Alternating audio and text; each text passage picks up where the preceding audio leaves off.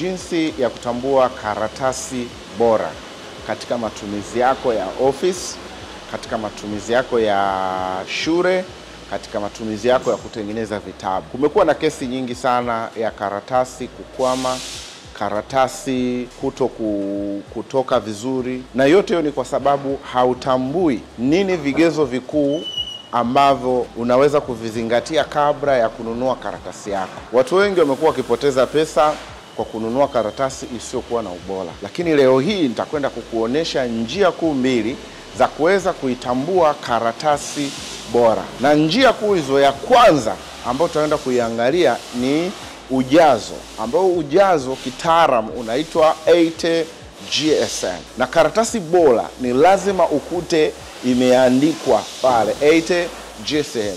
Hicho ni kipimo cha ubora wa karatasi. Kwa mfano, mkononi mwangu tuna karatasi yetu ya wao, ni rim bora wao paper.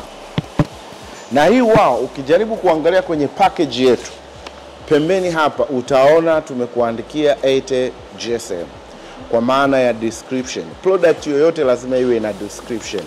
Description ni maelekezo. Kwa maana yake hii 80 GSM ni ubora wa karatasi ambao umebeba. Na njia ya pili ni kuangalia karatasi kwa maana ya transparency au wepesi wa karatasi. Mfano, tuna karatasi yetu hapa ambayo imetoka kwenye rim yetu ya wallpaper.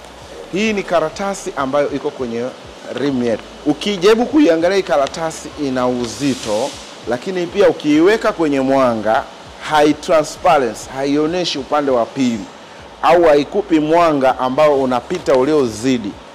Huu ndio ubora ambao tunaita kuto kupitisha mwanga, uzito wa karatasi. Manake GSM inalingana na uzito wa karatasi. Kwa hiyo karatasi yetu hii haipitishi mwanga. Hizo ndo njia mbili kuu za kuweza kuitambua karatasi bora, na ukizitambua haitakuingiza katika gharama wala haitakutia hasara. Kumbuka kutumia wallpaper, na sisi huwa tunasema think smart, print well.